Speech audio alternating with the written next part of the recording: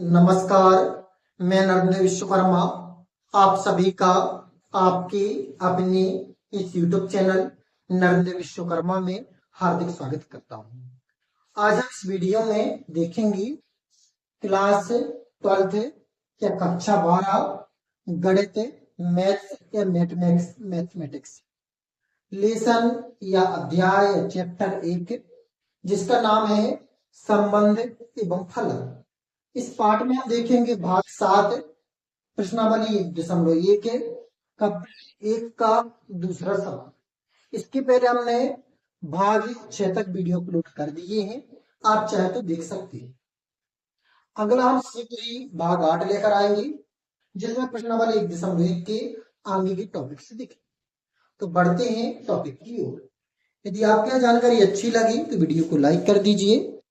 Channel को अभी तक सब्सक्राइब नहीं किया है तो कृपया सब्सक्राइब कर लीजिए।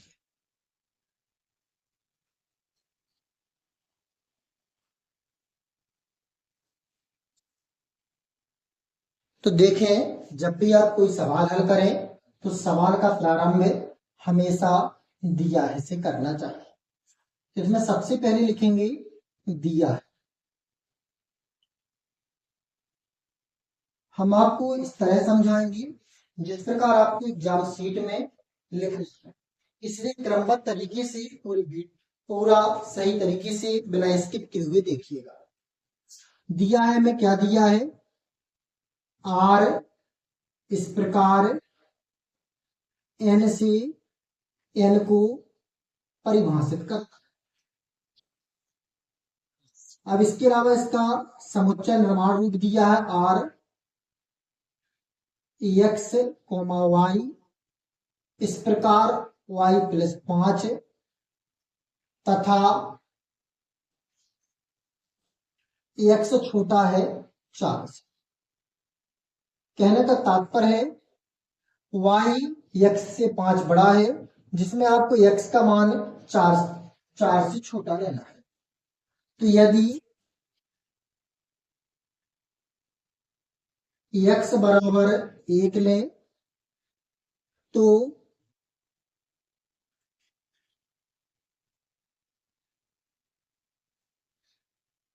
यहाँ पर शायद क्वेश्चन में थोड़ी सी त्रुटि हुई है। यहाँ पर क्वेश्चन में y यहाँ पर लिखना है, थोड़ी सी त्रुटि हुई तो क्वेश्चन को आप सुधार लीजिए। y बराबर x प्लस 5 थोड़ी सी त्रुटि हो गई लिखते समय, पर यदि त्रुटि क्वेश्चन में होगी तो आंसर तो उसका गलत आएगा ही आएगा, इसलिए त्रुटि को आप सुधार लीजिए। तो देखें, चूंकि क्वेश्चन में त्रुटि हुई थी इसलिए हम पुनः लिख रहे हैं आर बराबर एक्स कोमा वाई इस प्रकार y बराबर x प्लस 5 तथा x छोटा है 4 से। ये आपका संबंध दिया गया है। कहने का तात्पर्य यहाँ पर प्राकृतिक संख्या ली गई है जिसमें y का मान x से 5 बड़ा है और x का मान आपको 4 से छोटा लेना है। तो यदि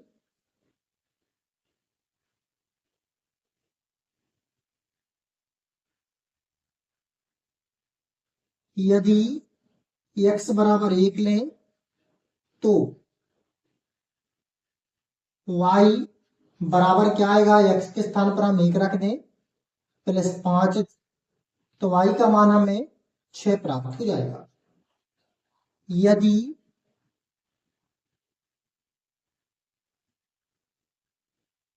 x बराबर 2 लें तो y बराबर क्या आएगा, तो y में हम x के स्थान पर 2 रख देंगे तो 5 अर्थात y बराबर आ जाएगा 7।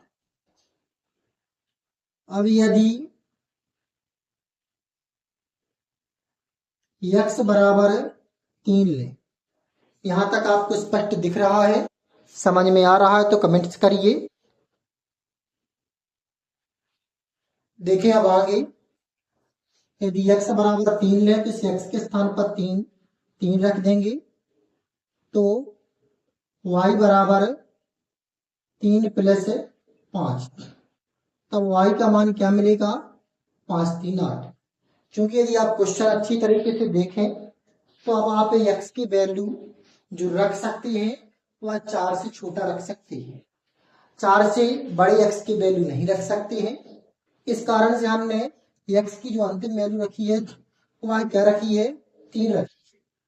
अब आप इसका इतना करने के बाद यदि आप देखेंगे, अतः इसका जो रोस्टर रूप तैयार हुआ है वह क्या तैयार हुआ है? जहां हमने x का मान 1 रखा तो 1 रखने पर हमें 6 प्राप्त होगा, हमने 2 रखा तो 2 रखने पर 7 प्राप्त होगा, 3 रखा तो 3 रखने पर 8 प्राप्त होगा। ये हमें क्या प्राप्त हुए? Roster proof. तो यहां तक तो आपको समझ में आ चुका होगा। अब हमें हल करना है कि जो संबंध है संक्रामक, समतुल्य, स्वतुल्य और सम्मित है यदि, तो सबसे पहले हम सिद्ध करेंगे स्वतुल्य संबंध। क्योंकि हम जो स्टार्ट करते हैं स्वतुल्य संबंध से स्टार्ट करते हैं। यदि इसके पहले की वीडियो आपने देखे होंगे तो आपको जानकारी अच्छी तरीके से होगी कि सबसे पहले स्टार्ट किया जाता है स्वतुल्य संबंध से। तो यदि आप स्वतुल्य संबंध देखें तो आप जानते हैं कि स्वतुल्य संबंध में उसी का संबंध उसी से ज्ञात किया जाता है। कहने का तात्पर्य है यदि 1 है तो 1 का संबंध 1 से होना चाहिए, 2 है तो 2 का संबंध 2 से होना चाहिए, 3 है तो 3 का संबंध 3 से होना चाहिए। यदि इस प्रकार होता है तो वह स्वतुल्य संबंध है, और इस प्रकार नहीं होता है तो स्वतुल्य संबंध नहीं है। एक कंडीशन और होती है कि जितने अवयव हों सभी का संबंध होना चाहिए। जैसे कि आपने देखा यहाँ पर जो x की अवयव है 1 से लेकर प्राकृतिक संख्याएं हैं, क्योंकि नेचुरल नंबर का समुच्चय है अनंत तक। और y में जो संख्या ली गई है वह ली है 6 7 8। तो 1 को 6 से जोड़ा, 2 को 7 से, 3 को 8 से। अब देखते हैं आगे स्वतुल्य संबंध। तो देखें हमने जब स्वतुल्य संबंध निकाला तो चूंकि 1 कॉमा 1 2 कॉमा 2 1 कॉमा 1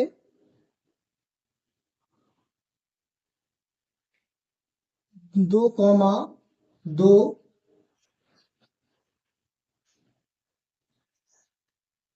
इस प्रकार अनंत तक लें does not belong to R. अतः आर स्वतुल्य संबंध नहीं है। क्यों नहीं है? क्योंकि स्वतंत्र संबंध की कंडीशन होती है कि उसी का संबंध उसी से होना चाहिए और जितने अवयव हों सभी का संबंध होना चाहिए। इस कारण से और आपका स्वतंत्र संबंध नहीं है। अब हम देखेंगे स्वतंत्र संबंध के बाद सममित संबंध। सममित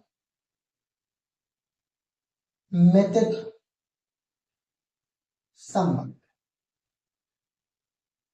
सममित संबंध में आपको पता होगा कि उलट पुलट देखते हैं। क्योंकि 1,6 belongs to R, 1,6 belongs to R, लेकिन आप देख रहे होंगे बिलोंग्स टू आर इसलिए यहां पर इसे काटेंगे नहीं। 6,1 does not belongs to R, इसलिए आर सममित संबंध नहीं। अब अंतिम संबंध जो बचा है वह है आपका संक्रामक संबंध है। तो संक्रामक संबंध की हम हेडिंग बनाएंगे संक्रामक संबंध। संक्रामक संबंध की परिभाषा यहां पर लिखेंगे। संक्रामक संबंध की आपको परिभाषा अच्छी तरीके से याद होगी, नहीं है याद तो आप वीडियो देख लीजिए। X comma y belongs to R तथा R comma y belongs to x comma y y comma z belongs to R. तो यहां तक आपको समझ में आ रहा है तो वीडियो को लाइक कर दीजिए।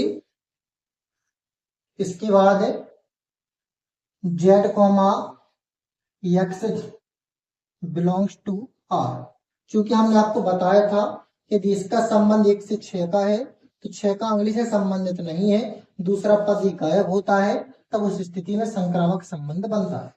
तो x comma y belongs to R तथा y comma z belongs to R. तो z comma x belongs to R. यहां पर जो लिया गया है एक्स वाई जेड जो लिए गए हैं आर संबंध से लिए गए। अतः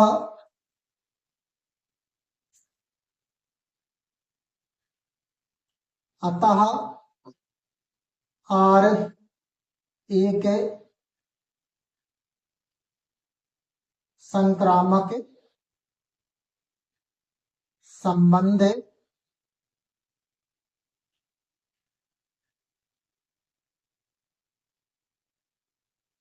है। उम्मीद करते हैं कि आपको वीडियो बहुत अच्छा लगा है। यदि अच्छा लगा तो वीडियो को लाइक कर दीजिए। चैनल को अभी तक सब्सक्राइब नहीं किया है तो कृपया सब्सक्राइब कर लीजिए। फिर मिलते हैं एक नए वीडियो में नए टॉपिक के साथ, तब तक के लिए जय श्री राम।